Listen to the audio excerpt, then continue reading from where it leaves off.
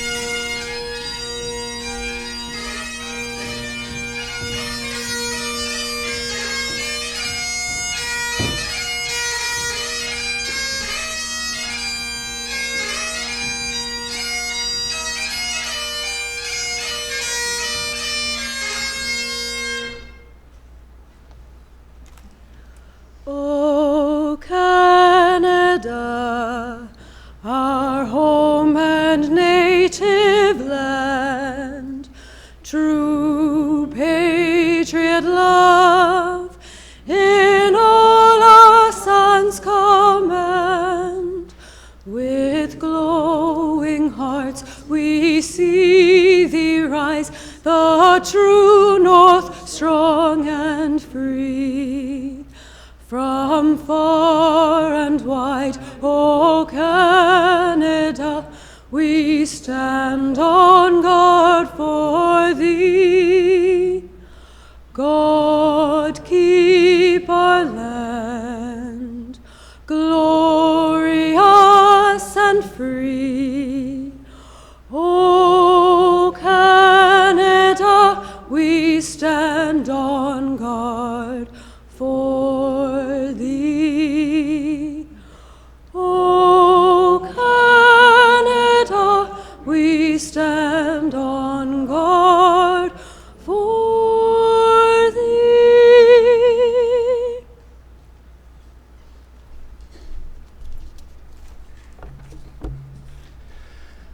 Let us take a moment and pause and reflect with our whole selves on our unique journeys, our distinct callings, and our place in this complex and mysterious world. In this moment, we acknowledge the Attawandaron people on whose traditional territory the University of Guelph now stands. We offer our respect to their Haudenosaunee, Anishinaabe, and Métis neighbors. We remember that the world as we experience it is not the world as it has always been. Furthermore, it is not the world as it must always be. In this moment, we give thanks for those friendships that have blessed us over the course of our studies. We are grateful for those who have supported us and held us up, faculty, staff, mentors, and family. I invite you now to embrace a short silence, and in your own way, be it through prayer or remembrance or thoughtful affirming, recognize that for which you are grateful.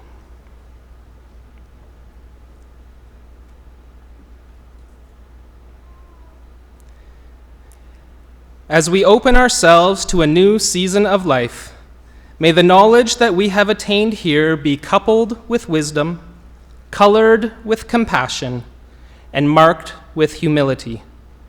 May we embrace each new opportunity in ways that honor creation, that foster community, and defends the dignity of all people. And may the mystery of life and each new moment bring us joy and delight as we seek to be agents of grace and peace and hope for this world. Amen. You may be seated.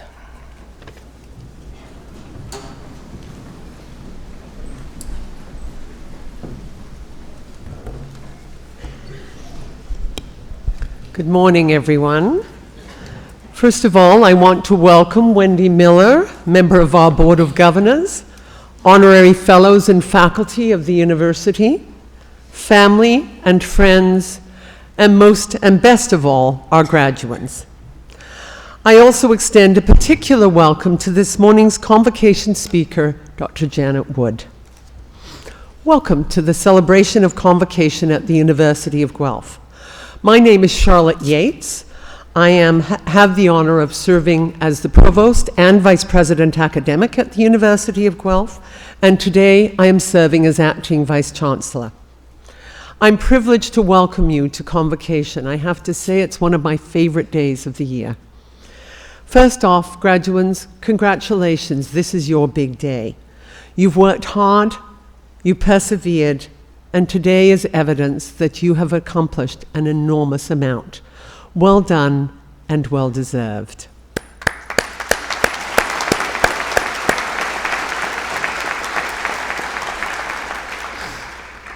It's my privilege to offer a few opening remarks. Think fast. We've all heard that expression, yet you don't often hear someone tell you to think slow. But that's my main message today. You need to think fast and to think slow. And it's a paradoxical message. Right now, for you graduates, thinking fast might seem more pertinent in the world you're about to enter. And this is in part because the vast volume of information and change that we witness every day in the world. And this brings us to what I call the river of knowledge. We used to talk about there being a sea of knowledge, but now we are navigating a river of knowledge, one that is growing larger and flowing faster all the time. In 2013, or just prior when you arrived here at Guelph, the digital universe, that's all the data created and copied each year, amounted to about 4.4 zettabytes of information. How much information is that? Imagine the amount of memory that you could store in a stack of tablet computers reaching 2/3 of the way from Earth to Moon. That's a heck of a lot of data. We live in a world of big data, and big data doesn't stand still. The digital universe doubles in size roughly every 2 years. By the time today's incoming undergraduates finish their degree in 2020, they will graduate into a digital universe expected to have grown tenfold to 44 zettabytes of information, to the moon and back. But what really matters is not just the volume of data, but the flow rate of that data. And with that requires that we have new ways of thinking. The shelf life of knowledge is decreasing. This means that we need to process new and more information in the same amount of time. We need to think faster and in a new and different way.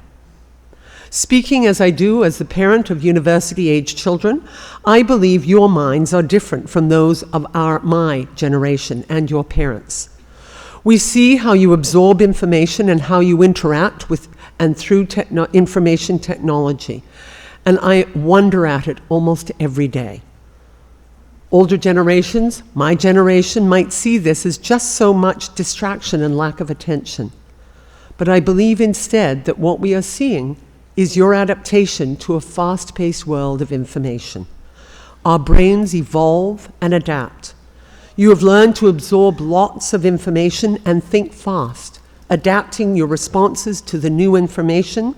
Your brains have become adapted to a fast-paced world. So too have organizations adapted to the new world of big data and fast-paced change. Today, we expect our institutions, including the universities, to innovate and continuously evolve. From Apple to Facebook, many of today's top information-based information businesses are innovators. Hard to believe that since Apple first introduced its iPhone in 2007, the company has released 12 new models. That's about one new model every 8 months. Like an improved heart monitor or a new vacuum cleaner, a new iPhone allows us to do the same things faster and more efficiently. Doing things faster and more efficiently is what we call Innovation 1.0. To look ahead in an increasingly global and interconnected world, what we need now is Innovation 2.0. Innovation 2.0 recognizes that the problems we seek to solve are bigger and more complex, and that we need to think harder and longer about how to solve these problems and find new opportunities from them. We also need to change how we think. The complexity of today's problems require that we think carefully. How do we define that problem? How do we approach solving the problem? And in so doing, Innovation 2.0 reveals to us that we must balance two kinds of thinking: reactive thinking and reflective thinking. Reactive thinking is what helps a driver negotiate the twists and turns of a road from moment to moment. Reflective thinking, or slow thinking, as I can call it, enables you to decide which road to take. Some university research produces quick wins focused on meeting immediate needs. Other research and innovations come from slow thinking over a long period of time. Slow thinking, usually done with teams of researchers and innovators, graduate and undergraduate students, each bringing their unique knowledge and skill sets to bear on solving that problem. Slow thinking innovation allows us to solve the great challenges of our world, such as feeding the world's population. This fall, the University of Guelph was privileged to receive a federal government grant worth $77 million for a project intended to help feed our growing population in sustainable ways. It's the largest single research investment by the federal government at the University of Guelph. And it's intended to address a huge challenge. Imagine the challenge we face feeding 9 billion people in a sustainable fashion on our Earth. Our project, named Food from Thought, will look for ways to improve crop and animal production, enhance food safety, livestock health. Our research will define how we produce and how we distribute that food to the world's population.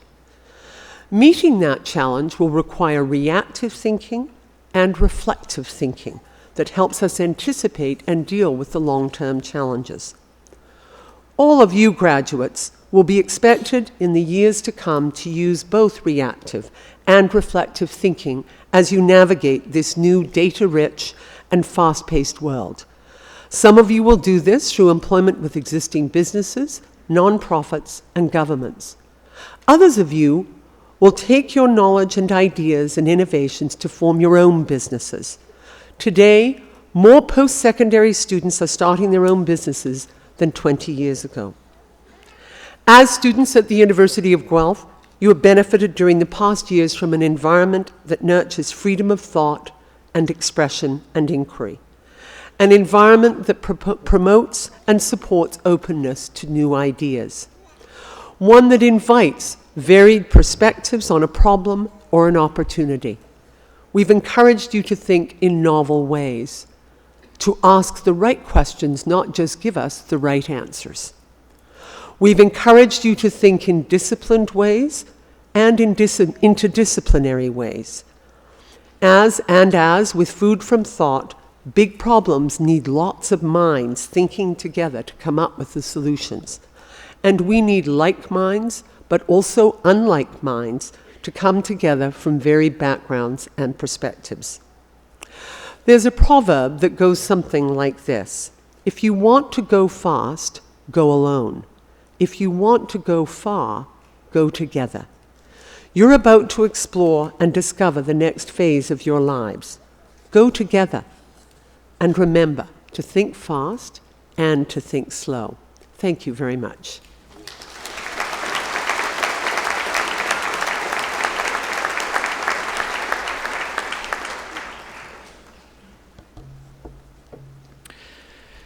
At this time, I'm honored to present a very special degree.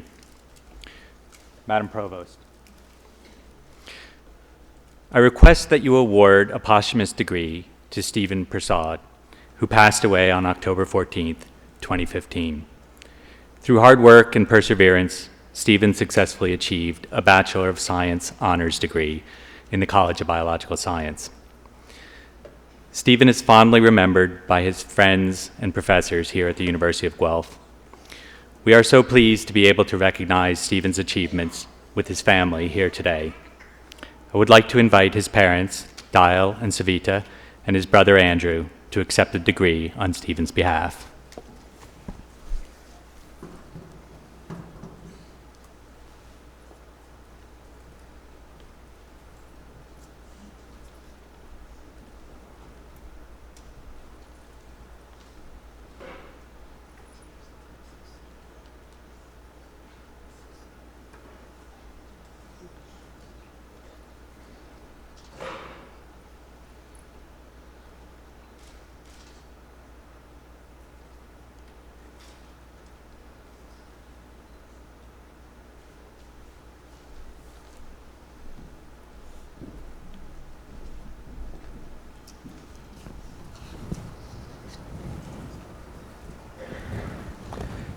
It is my pleasure now to introduce to you our convocation addressee. Professor Janet Wood has been a faculty member at the University of Guelph since 1977. During that time, she has held faculty appointments in the departments of chemistry, chemistry and biochemistry, microbiology, and since 2004 in the Department of Molecular and Cellular Biology. Her core research interests over many years have focused on bacterial transporter protein, which serves as a paradigm for both osmosensing and protein localization in bacterial cells. She is a distinguished scholar and an internationally recognized leader in her discipline.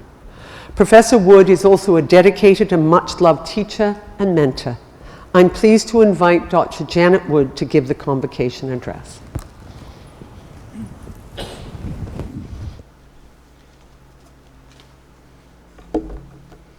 Madam Provost, thank you for this kind introduction.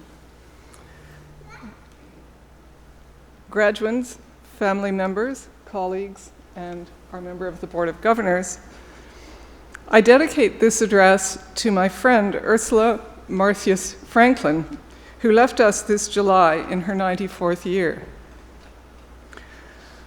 Ursula was a metallurgical engineer and a pioneer in the field of archaeometry, the application of modern materials analysis to archaeology. She's also widely known for her writings and lectures on the political and social impacts of technologies, and for her political and social activism. Each of my conversations with Ursula extended from thermodynamics to social justice and back again. Today's theme, choices, arose from those conversations. To quote Ursula, a scientist is a citizen with a toolbox. Graduands, you have highly developed technical and intellectual skills. You can select the right theoretical and experimental tool to solve a scientific problem or complete a scientific task, then rigorously analyze and interpret the results. But how will you choose the problem or the task? I know that you're preoccupied by this choice. We've talked about it together. And of course, many have wisely made their choices, at least for now. For your grandparents, or even great-grandparents and my parents, choices made at your age fixed lifetimes of activities. Of course, career change is the norm in your generation, and in some ways that's liberating. But it can take a lifetime to solve a big problem or complete a big task, so you're right to choose carefully. Here are some thoughts to help you choose now and in the future. First, recognize that the choice is yours. You live in a noisy world. It tells you to follow your passions and then tells you what your passions should be. And should passions be your only guide? You've learned to respect the power of words and embrace the power of knowledge. You can thread your way through the noise to define your own questions. Questions, perhaps, that no one else has ever asked before. Over decades, our colleague, Dr. Stephen Crawford, has forged a special working and learning relationship between this university and the Saugeen Ojibwe Nation, an indigenous community on the shores of Lake Huron. Imagine his excitement as now others follow his lead. Next, be aware that your choices will influence your freedom of expression. Your degrees, as Dr. Yates has said, have been completed within an institution that prides itself on fostering freedom of expression. Do all organizations share that value? A recently released motion picture portrays the life of Edward Snowden, an American CIA agent who violated the terms of his employment by releasing classified data, and now lives in exile. A dramatic example, perhaps, but consider the scientists at Health Canada and the Canadian Nuclear Safety Commission who have blown the whistle on practices that they deem inappropriate. Could such situations arise in a university or in industry as well as in government? How would you choose to respond? Of course, employment is your top priority at the moment. Fortunately, you have marketable skills, and we too are concerned about student debt. But there are also abundant opportunities to apply your analytical skills outside employment. For example, you may choose to help your municipal, provincial, or federal government make good, well-founded decisions, or work with non-governmental organizations that share your values and need scientific expertise. Consider how each of those opportunities will provide experience that you desire. The choices are yours, but of course your ideas can't and shouldn't be pursued in a vacuum. Take advantage of the diversity of the Canadian population. Share your ideas with people whose backgrounds and experiences differ from your own. Positive responses will be gratifying. More reserved or negative responses may represent the serious constructive feedback you desire. Alternatively, they may indicate that your good ideas weren't expected. Rather than being considered on the basis of their quality and your qualifications, your ideas may be rejected or accepted on the basis of false assumptions about such qualities as your race, gender, or your religion, or some other characteristic. Don't give up easily when your ideas are challenged. Take care to consider the basis for the challenge, and take care to consider how you evaluate the ideas of others. Make your generation the one that finally fulfills the promise of a Canada that genuinely embraces diversity. The American singer and songwriter Bob Dylan just won this year's Nobel Prize for Literature. Perhaps you haven't heard of Bob Dylan. He, like me, was a child of the 60s. Famous for his cynicism, Dylan once said, or perhaps sang, "People seldom do what they believe in. They do what's convenient, then repent." Prove him wrong. Start by applying your powerful toolbox in ways that are consistent with your own moral and ethical standards, and there will be no or little need for repentance. You and I are citizens with toolboxes. We are here today thanks to Canadians, like your families, who support public education at the University of Guelph. Don't be shy. Continue to marvel at the natural world and make Canadians proud by applying your toolbox with care. Then come back to share your experiences with us. You'll always be welcome. Thank you.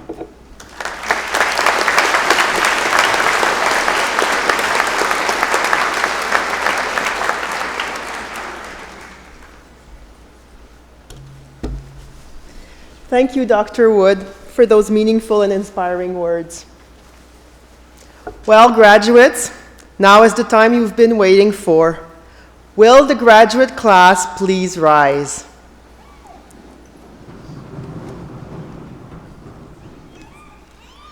Madam Provost, I have the honor to present to you these scholars who have fulfilled the statutory requirements laid down by the Senate of the University of Guelph that they may be admitted to their various and several degrees.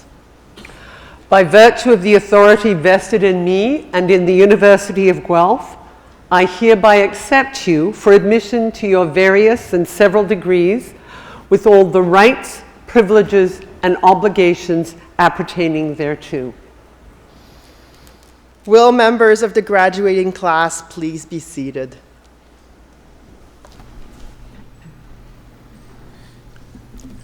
Good morning, graduates and proud family and friends of the graduates. I'm sure you'll be excited, perhaps a little relieved, certainly happy to see your graduate appear on stage and be greeted by the provost. And you may want to express your emotions in some audible manner. This is fine. Please go ahead. But may we ask that the general audience hold your collective applause until after the presentation of each of the degree programs, and we will provide you your cue. Thank you.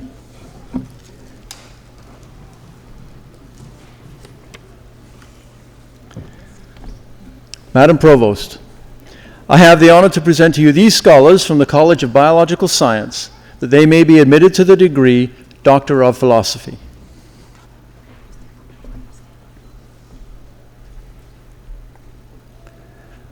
Melissa Ann Allwood.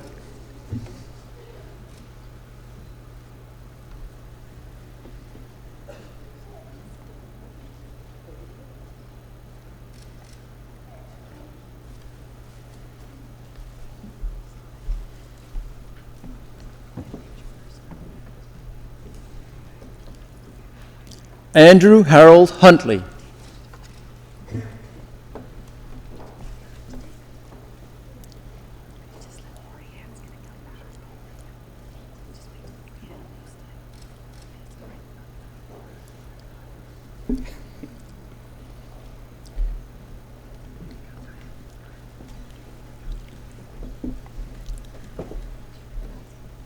Sartak Matravadia.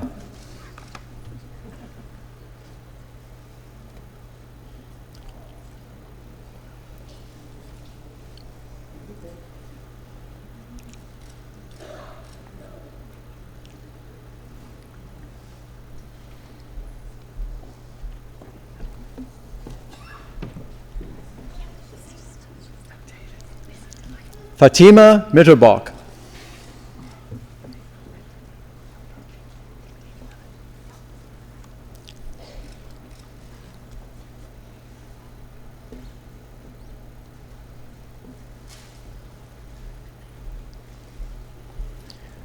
Caitlin Samantha Roque.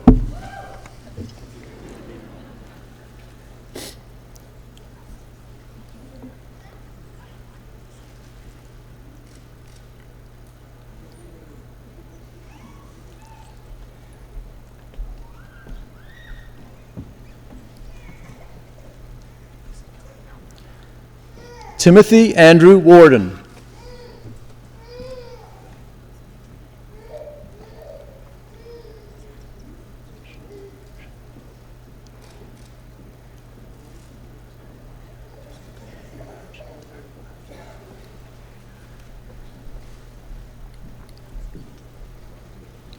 Shenhua Chu.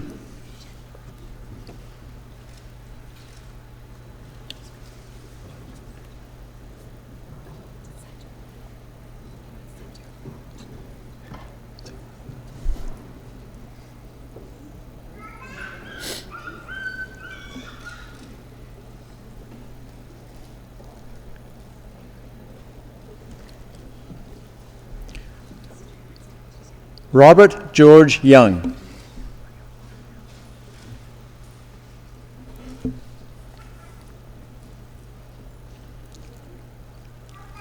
Ladies and gentlemen, please join me in congratulating our Doctor of Philosophy graduates from the College of Biological Science.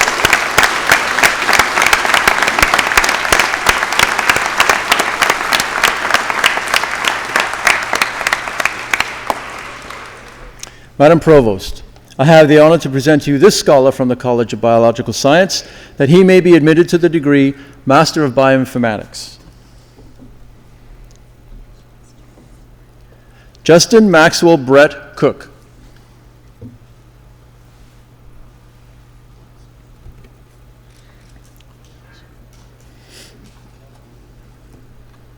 Madam Provost, I have the honor to present to you these scholars from the College of Biological Science, that they may be admitted to the degree Master of Science.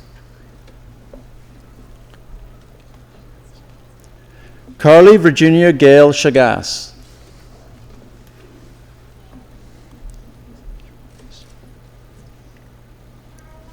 Cherise Charles.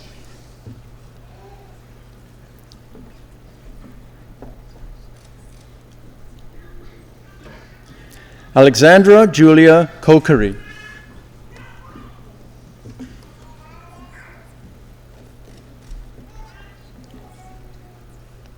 Karina Joanne Crawford.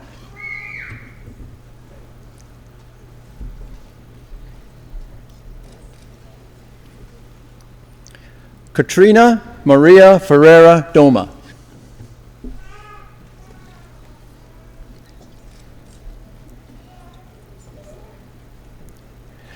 Giuseppe Emmanuel Fiorini.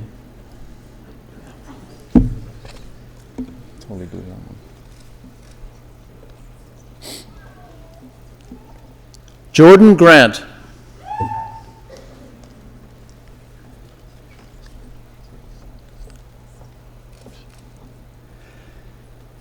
Kelsey Yvonne Sell.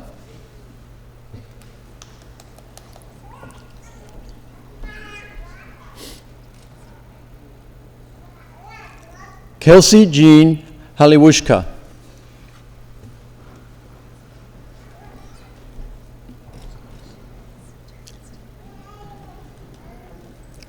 Melena Claire Harmon.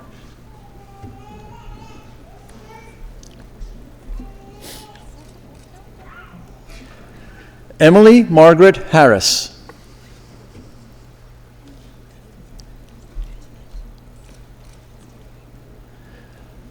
Justine Olivia Hobbins.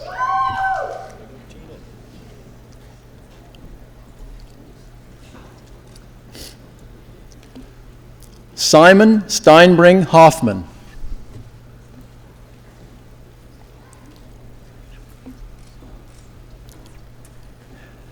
Jasmine Carr Ishpuiniani.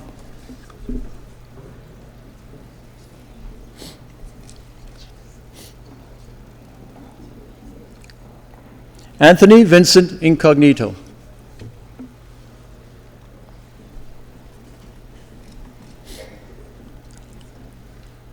Jessica Lindsay McKinnon.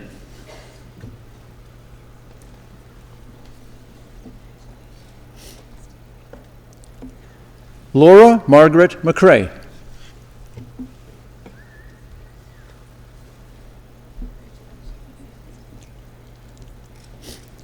William Stephen Martin.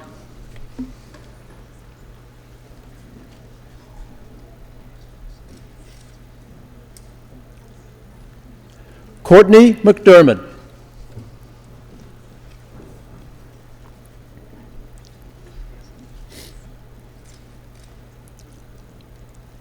Jordan Minigan.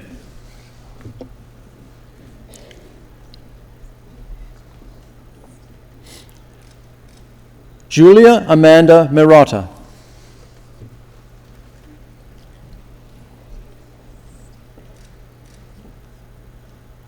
Noha Morad.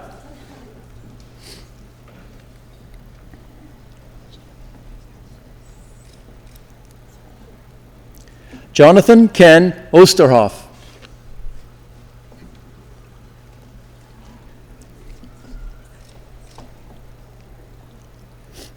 Catherine Elizabeth Reynolds.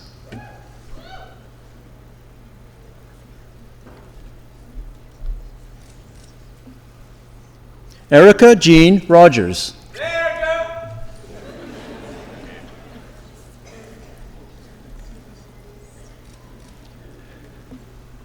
Joseph Frank Alex Varga.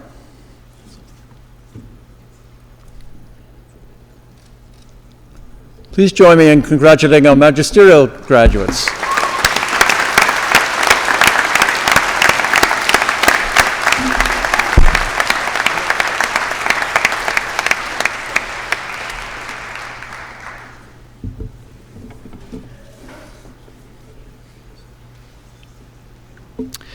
Madam Provost, I have the honor to present to you these scholars from the College of Biological Science that they may be admitted to the degree Bachelor of Science Honors Program.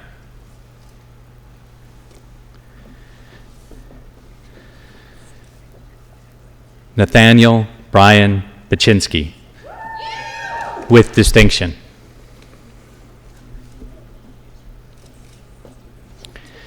Jacqueline Allison Bedford.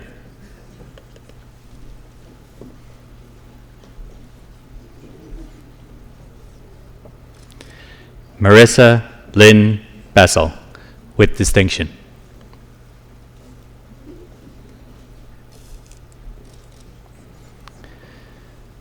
Sophie Eastwood Belay, with distinction.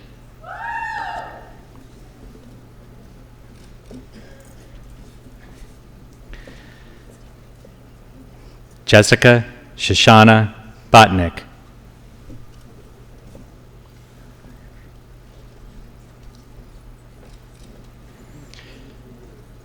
Robin Elizabeth Bowser, with distinction.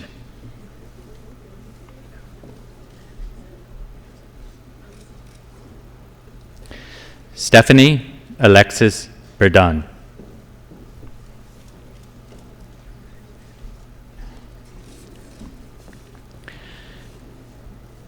Kendra Ann Carroll, with distinction.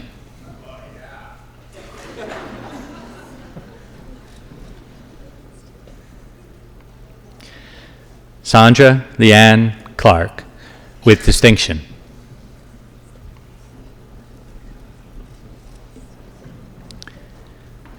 Vincent Corbin.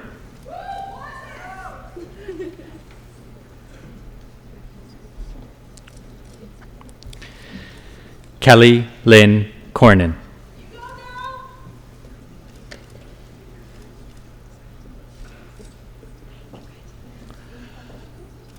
Alexandra Paula Crystal.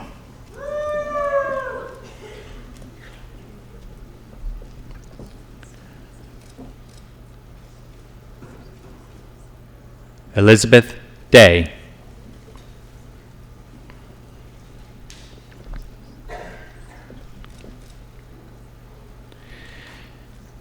Adrian Donkin Bashurin.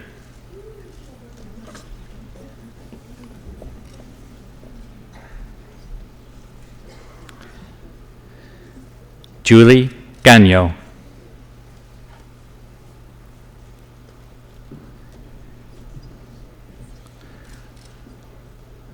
Frances Elizabeth Hale, with distinction.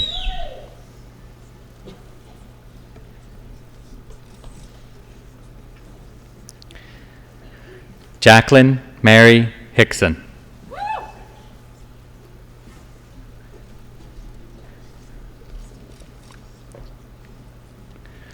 Rachel Hollub.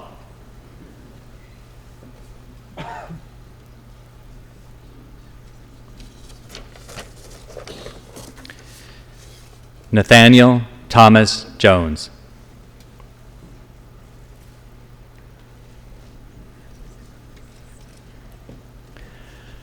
Alexander Lacey.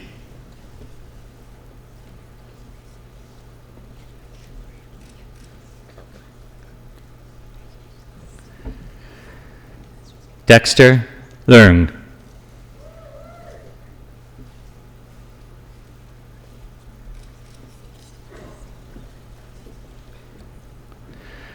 Ariana Elena Lavadis, with distinction.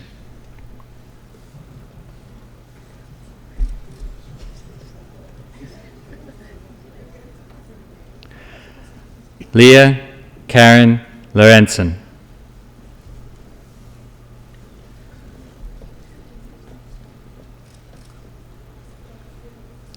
Jacob Lewis Lublin.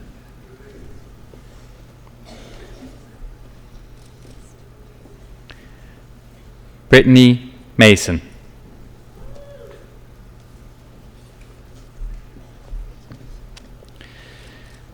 Nicole Bella Miller.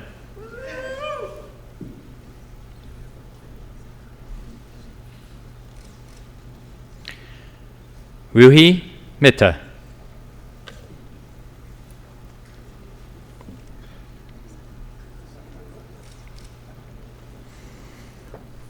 Kevin Wayne Bailey Moody.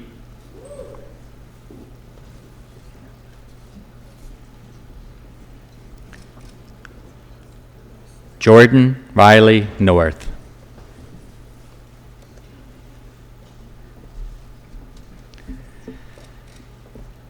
Ashley Michelle Parks.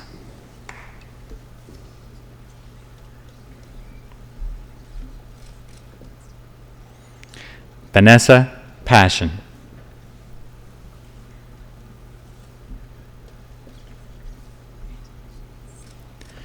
John Paul Pendon.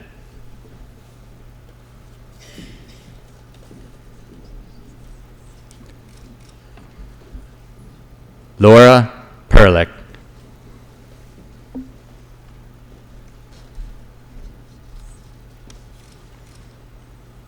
Scott John Ropp.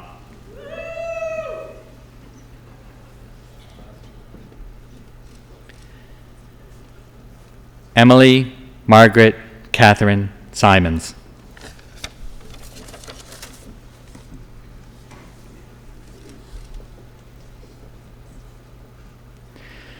Nipuna Vidudhara Surwara.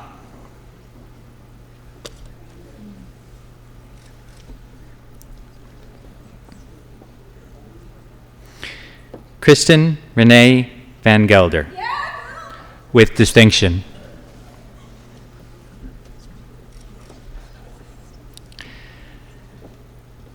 Emily Sarah Waney.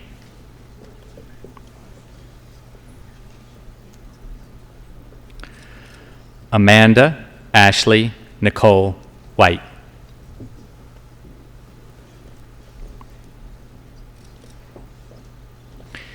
Kaylee Victoria Wilkins.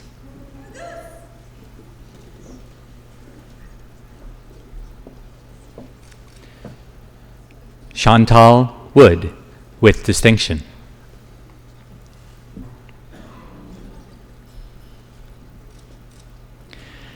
Danielle Nichelle Wright.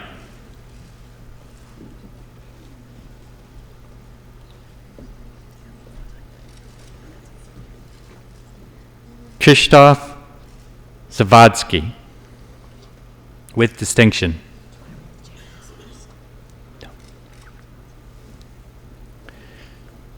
Please join me in congratulating these graduates.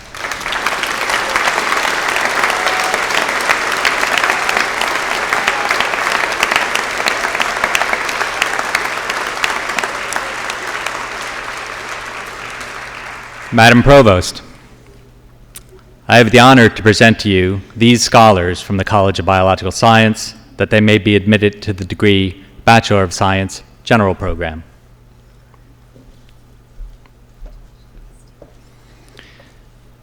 Kendall Robert Atkinson.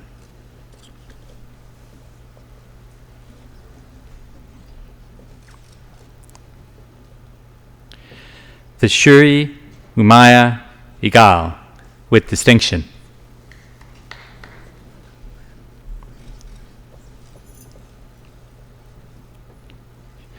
Caroline Frankevich.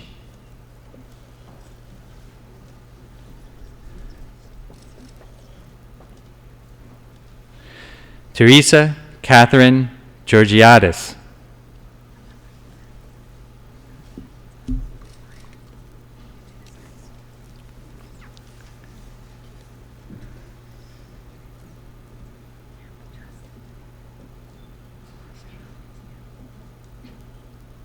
Leonard A. Gratt.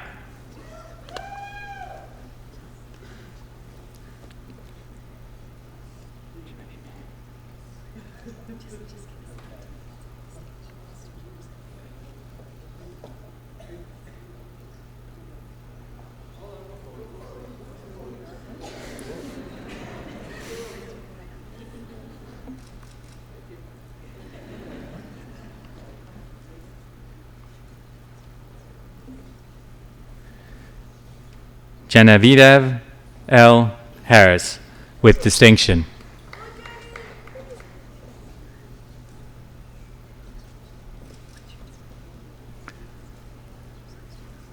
Melissa E.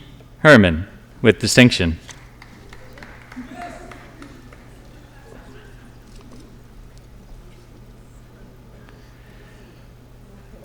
Macy Lynn Holliday, with distinction.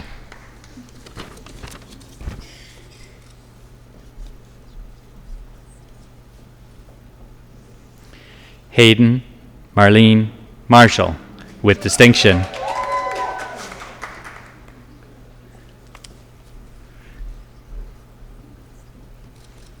Quinn Patricia Marshall, with distinction.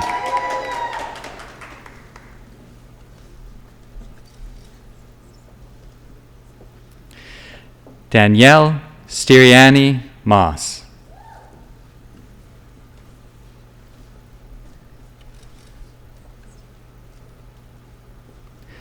Lam Hong Feng Nguyen.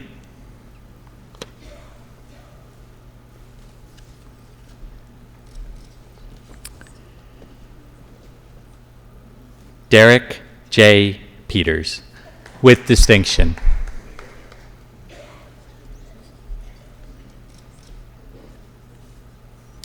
Natalie Rainville.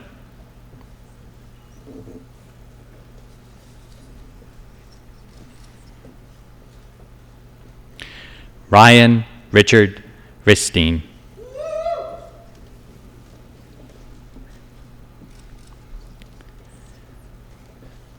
Nicola G. Wen, with distinction.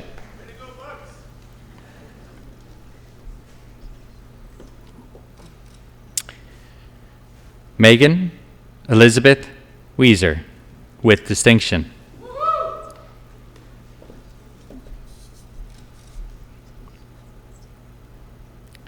Mandy Yu, with distinction. Please join me in congratulating these graduates.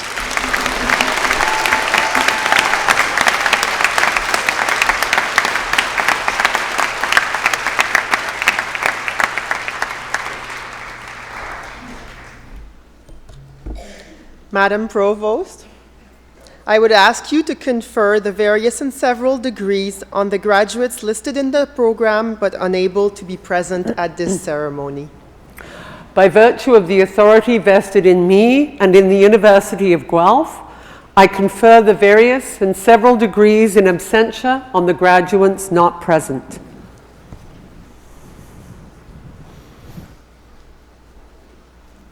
Well, graduates, you did it. Well done. I think another round of applause for you.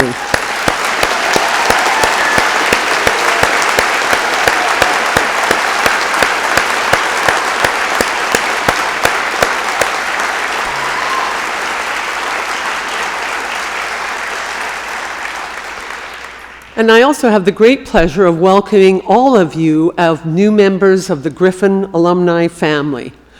We are a growing family. Almost 1,000 new graduates will join that family this week alone. University of Guelph alumni number over 125,000 around the world. And I can tell you, there will be a time when you're stepping on a train, walking down the street in a meeting, and you will find another Guelph alumni. And there is that special connection that will last a lifetime. We are all proud of your accomplishments here at the University of Guelph today and look forward to seeing how the foundations of what you have developed here will support you in the future. We want to celebrate your achievements and successes and hope you will stay in touch. Remember that you are always welcome on the University of Guelph campus. Graduates, you've made memories here, friends, hopefully new memories today. Remember this as well. You were a student for a short time, but a Griffin forever. This concludes our formal convocation ceremony. Immediately following this ceremony, Dean Jonathan Newman will host a tea for all graduates and their guests in Creelman Hall. This is an opportunity to congratulate one another